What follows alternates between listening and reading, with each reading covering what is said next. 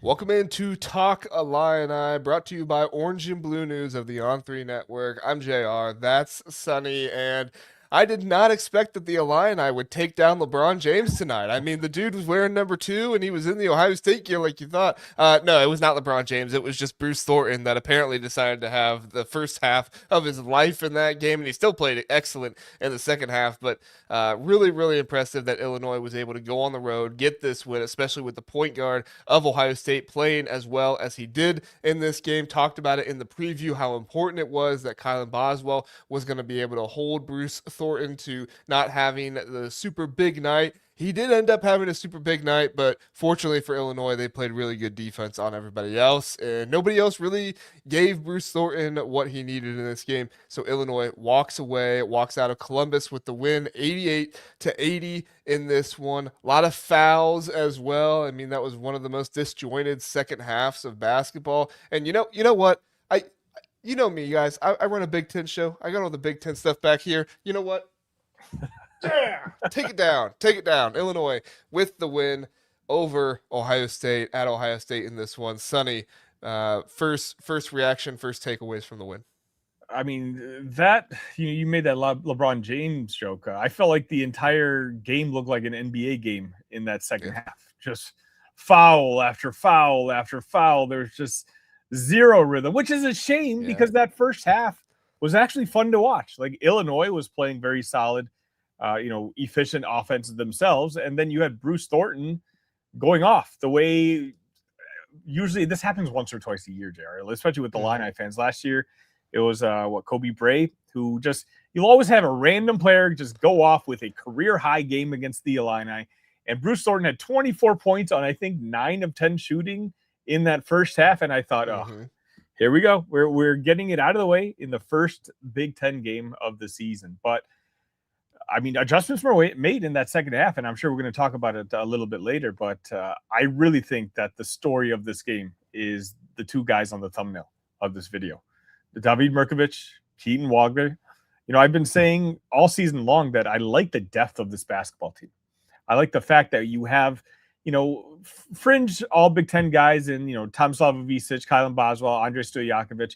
You have a good group of veterans there, but you have a group of freshmen, a couple freshmen who, when the cornerstones, when the veterans are struggling, can have a game where they can carry you to a Big Ten victory. And that's exactly what you saw today. When Kylan Boswell and Tomislav Ivisic struggled mightily, it was Keaton, Wagler, and David Mirkovic who lead this team to a 1-0 record in the Big Ten Conference. Yeah, it's huge getting on the road at the very beginning. I mean, don't make no mistake. Ohio State, yes, they were 7-1 going into this one. They lost to Pitt, but that was a Pitt game that they really should have won. I mean, Pitt made kind of a crazy last-minute shot there to get the win, and that was on the road at Pitt. Now, I'm not trying to say Pitt is, a top, 10 team in the country or anything like that, but still, this was a team that could have been undefeated going into this one. And when you looked at the odds at the beginning of the season, they were top 3, top 5 in the odds to win the Big Ten. So Ohio State had a number of veterans on this team, and so for Illinois to go in on the road, get the win in this one, especially with how Ohio State was playing on offense, essentially be able to outscore them. I mean, there was good defense from Illinois in this one. Don't get me wrong, but especially Keaton Wagler, David Mirkovic coming in with great play in this one. And I think it was just a couple, 2 or 3 games ago, we were talking like, okay, well, let's maybe pump the brakes on Wagler a little bit. Like, let's not put too much pressure on him. And I'm not advocating for more pressure, but I am saying that, like, okay, Wagler's continuing to show he might have a game where he looks like a freshman here and there. But he's continuing to show that is not the norm of who he is. He looks like a guy who looks like a veteran, who's able to get to the basket, able to make plays for you out there, and he was able to do that consistently in this game. And as good as Mirkovic was as well, don't get me wrong, 4 for 5 from 3, 5 of 11 from the field, 22 points. I think we have to give a lot of credit to Wagler here because both of those guys also hit their free throws, which was vitally important in this game. And it wasn't just those two guys. Illinois today was 29 of 32 from the free throw line. Stojakovic was 7 of 7. Yeah, shooting over 90%, and they shot over 40% from 3-point land. And when Illinois has both of those shots clicking. They're going to be really hard to beat for anybody in the country. And this was clearly a game where, again, we joke around about it. It was so incredibly ugly to watch in that second half. It seemed like neither offense could really get into any sort of fluid sort of rhythm. It was simply just you go up, bump into a guy, and go shoot free throws. Now, credit to Illinois for making those free throws.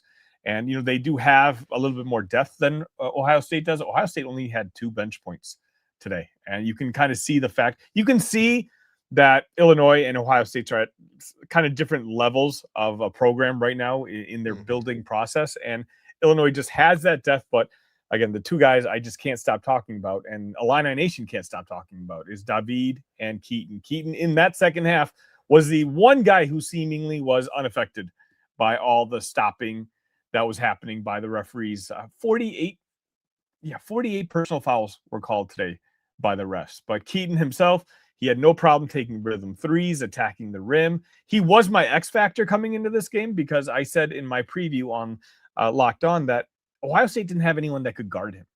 And so I wasn't sure if it was going to be Keaton. I wasn't sure if it was going to be Andrej Stojakovic.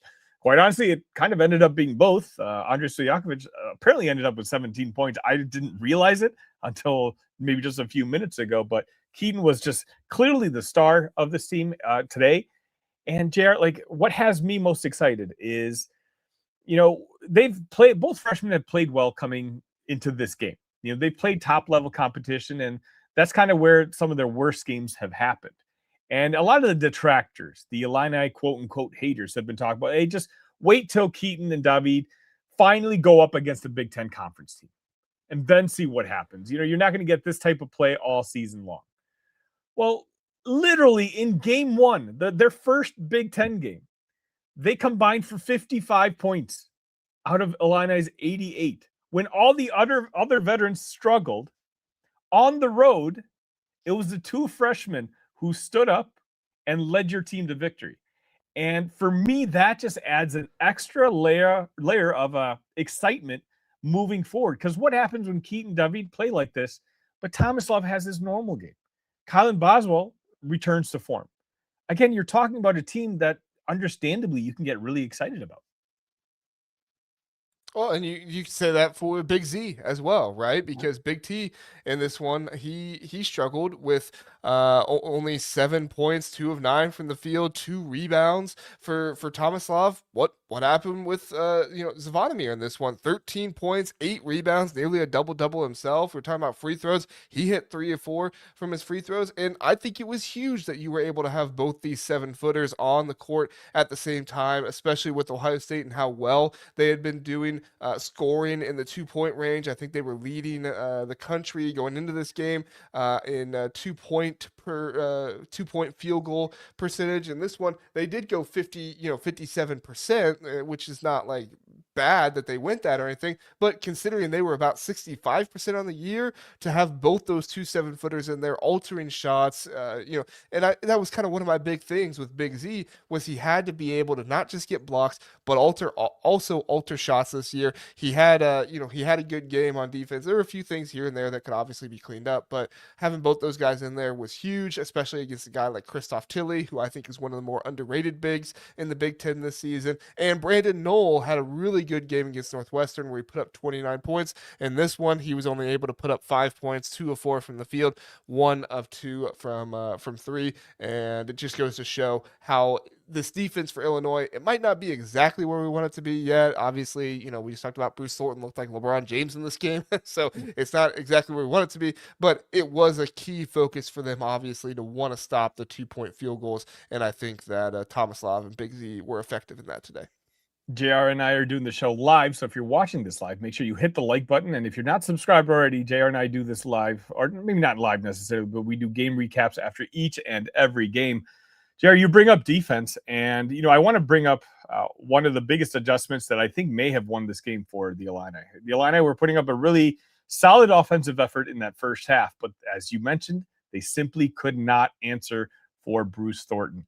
In the second half, an adjustment was made by Brad Underwood, and all of a sudden, Kylan Boswell was taken off of Bruce, and Brad put Andrej Stojakovic on Bruce Thornton. And to my count, Bruce only scored once when Stojakovic was guarding him. And, ultimately he still ended up with 34 points. I think a couple of them were in garbage time in the last minute or so, because when I last checked, as I was preparing for the show, it was at 30. But the adjustment was made, and credit to Brad. Like, we talk about Brad Underwood and all his strengths, but his weaknesses are clear too. He's not a very good in-game manager. And now 2 games in a row. Last game against Tennessee, they made a couple halftime adjustments, and they just came out firing at the Volunteers. And then today, Bruce Thornton goes off in the first half. This looks like it's going to be the typical random player goes off for a random career-high game against the Illini. But it didn't quite happen. It happened in the first half, not so much in the second half. And as we kind of discussed, Ohio State just simply does not have the depth and the firepower where if you can negate a guy like Bruce Thornton and hold Mobley to, I think he had 13 points today, 11 points today. They just don't have the firepower to keep up with a team like the Illini. Well, that's one of the biggest things with Ohio State is they kind of press and shoot the 3 too much when the 2-point shot isn't there, and that's what happened in this game. Mobley was 1 for 6 from 3, and when you didn't have the option of Bruce Thornton, which, like you said, credit to Brad with switching Andre Stojakovic on him, and it really feels like this is. I'm not going to say it's a change because I do think Brad has done this for a while, but I do think it's a change that he has players that are more willing to be challenged like this than maybe he has had in the past. I don't want to disparage teams in the past, but it does feel like Andre Stojakovic is embracing these challenges of, hey, Kylan Boswell's not getting it done on the defensive end versus Bruce Thornton right now. Maybe it's not exactly him, but we just need a different body on him. Andre, go out there and get him. We've talked about David Mirkovic and his rebounding and how him and Brad are screaming at each other in in practice and stuff like that. But it seems like this is a team that really, really wants to be challenged, whether that's in game, in practice. And I think that does a whole lot for the culture of this team. So that way you can go on the road and have a resilient win like this. You can make your free throws. You can lock down on defense and take away what it is your opponent is doing best in this game. And so overall, I mean, this was a very, very encouraging game for Illinois. Was it the big, massive win that's going to get everybody talking about it on Twitter and stuff like that? No, the darling right now is Michigan. They're going to be the one that gets talked about by everybody. But that's fine. Let's see how the rest of the season goes. Keep going, keep improving, and I think right now that's what Brad Underwood is doing with this team, especially coming off that Tennessee win. Now coming off this win, I continue to see improvement. I continue to see growth, challenges for certain players, and it's a really, really good thing to see. Yeah, I mean, you've followed through on all the key points for any Illini victory, right? We talked about the 3-point percentage. It was over 40%. We talked about hitting your free throws. You hit over 90%. You won the rebounding battle today, 37-30, despite only 2 rebounds from your starting center, Tomislav Ivisic. Now, JR, I have a little running joke now where, you never know which Ivisic brother is going to have the better game. It's seemingly game in and game out. So I just combine the two. As long as you get 40 minutes of Ivisic, I think you're going to be fine. Now, I don't know if you want to call it Tomanir Ivisic or Zvanislav Ivisic, whatever we want to go with, I'm okay with. But combined today, they had 20 points with 10 rebounds and 2 blocks. That's all you can ask for your center. That's an all Big Ten center. Yeah, it might be split between 2 players, but it's a luxury that we should all be grateful for, that even when Tommy, who, maybe we're a little premature in talking about how he's back after his outstanding performance against Tennessee, he had some shots today, which he was clearly short on. And I don't, maybe that has something to do with his legs. And the fact, again, that he only had 2 rebounds tells me that maybe he's not quite 100% yet. But Zvonimir, not just on the defensive end where we know he makes an impact each and every game, and he altered a bunch of Ohio State layups today, but even on offense, it was clear as day the advantage that Illinois has over Ohio State is not just depth, but size and length. And at times, Zvonimir was matched up with a guy who's 6'6", 6'7". And Zvonimir, who is not known as a guy to get it on the block and back it down, he's a guy who likes to stand at the 3-point line and hit wide open 3-pointers. But the game plan was set.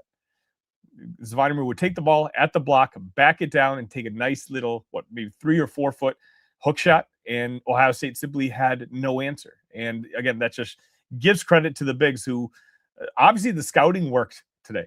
And it's hard for me to feel good or bad about the performance today because of that second half. I don't feel like we saw what this offense could look like because the referees took control of this basketball game. So for me, most of my positive energy, most of my positive feedback that I get from this game is comfort to see that when your so-called best players, your veterans, are struggling. I feel really good now that I know we have so many weapons that even the youngest ones can carry this team to a victory when the grind starts, in December and January. I was gonna say the Zavada Slav or whatever. That sounds like a bad Russian like dessert or something. Like don't bring the Zavadovlov to Thanksgiving this year. It's like, oh, is Uncle Debbie or Uncle Debbie is Aunt Debbie bringing the Zavadovlov this year? Don't let her in the door with it or anything like that. I'll I keep don't know. working That's on just it. yeah. That was just where my mind went with it. So I want more Zavadovlov. Don't get me wrong. So I'm happy with it. But yeah, I didn't catch it. I watched this game on mute for a little bit in this one. What went down with Mahalo and everything in this one? Well, simply, Mihaela came in for 1 minute early in the game, Hmm. and Bruce Thornton torched him. And Right, not that it's necessarily against Mahalo. I mean, Bruce Thornton was torching Kylan Boswell as well, right? I think it was right, simply a trust factor where um, Keaton Wagler played 39 minutes today, and it was really hard to take him off the floor because, as I mentioned earlier, Keaton looked like the only player playing in rhythm in that second half. So I just think that Brad saw very early that, Mahalo is very undersized. Bruce right. Thornton is a tank. And so I think he saw very early that Mahalo really stood no chance against Bruce. Maybe if Jake Diebler had taken Bruce Thornton out of the game, you could have spelled those minutes with Mahalo Petrovic at some point, but Bruce Thornton played all 40 minutes today.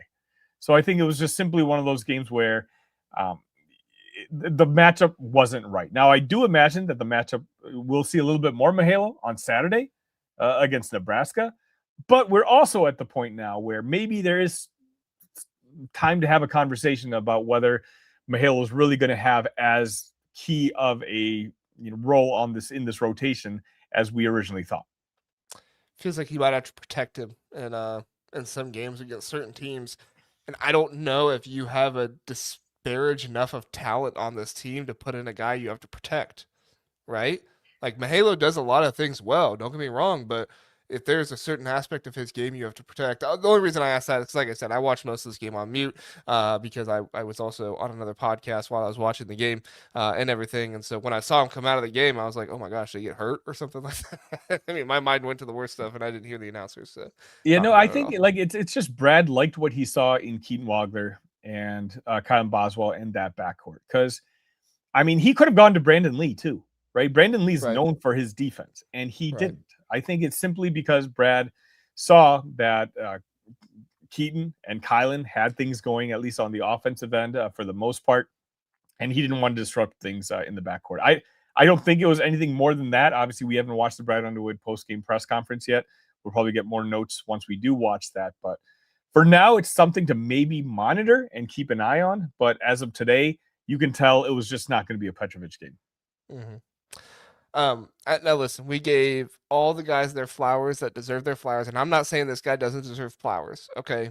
But we did have another game, 20 minutes, no points.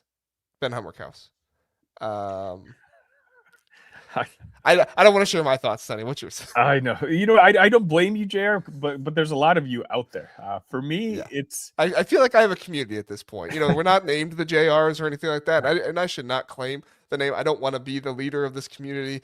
However, I am not alone at this point. And I feel like it's my duty whenever this happens to continue to ask the question on this show.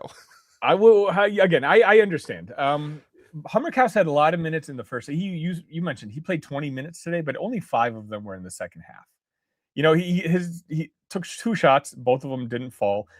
He played fine. He boxing out, being in the right spot, playing defensively, but obviously he didn't have as much of an impact as he did against Tennessee in the game prior, which Brad Underwood himself called Ben the MVP of the game.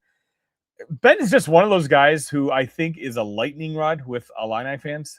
He played 15 minutes in that first half because Andrei Stojakovic had 2 fouls, and he only played a few minutes in the first half before he was taken out, and Stojakovic was brought in the second half.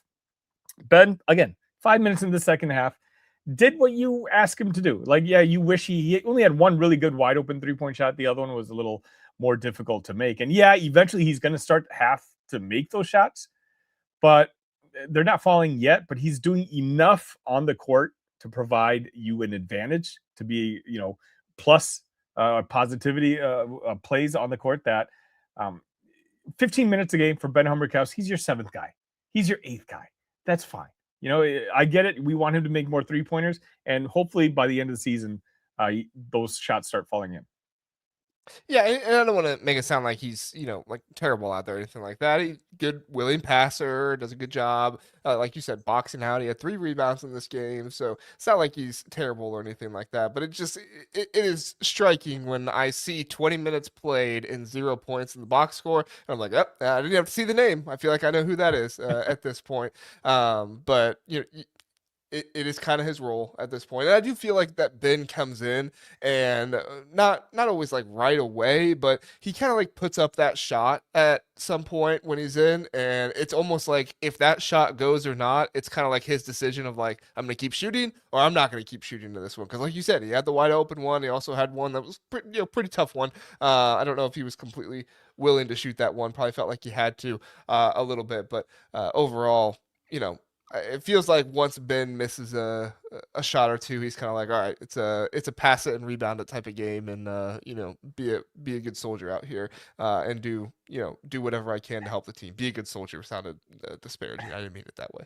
What's a crazy realization I had maybe a week ago, JR, is Ben Hummerhouse right now is playing the role that Ty Rodgers was supposed to play.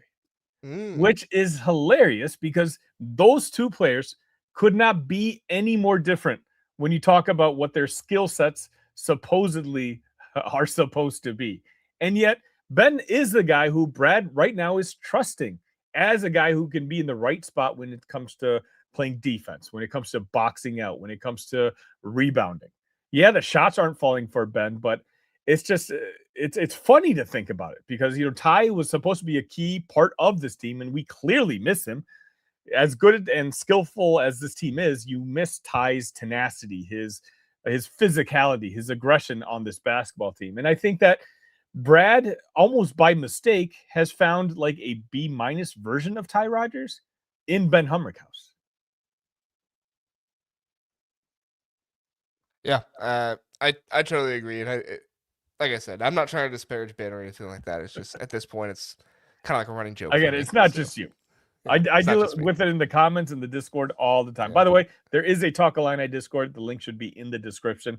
Today, it was nuts. If you're not actually in the stadium to watch the game itself, come join us in the Discord. It's over 330 Illini fans.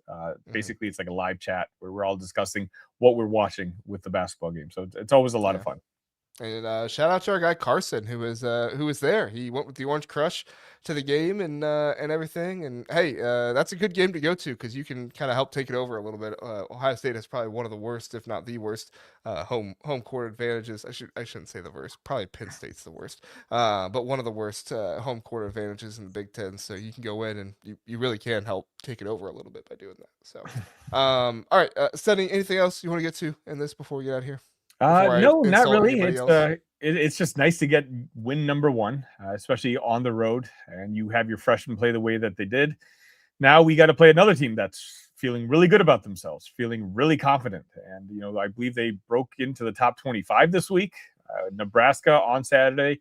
You get them at home. You get them in Champaign. And, time to take care of business at home as well. Yeah. I mean, they took it to Creighton. I mean, Creighton stood no chance against them. And what they beat them by like 30 or something like that. Absolutely demolished them. So I'm still waiting on that Michigan game, man. Toward the end of the year, I think it's one of the last 3 games of the season that February 27th, Michigan. Yeah. So look forward to that one. That's gonna be a great one. Yeah, definitely. Again, we're gonna have a lot more coverage for you for all games. Nebraska, JR is going to be releasing a Tennessee Bowl preview tomorrow. Again, if you're new to this channel, well, we're new to this channel. We've only got a few videos out so far. It's obviously Orange and Blue News, brought to you by the On3 Network.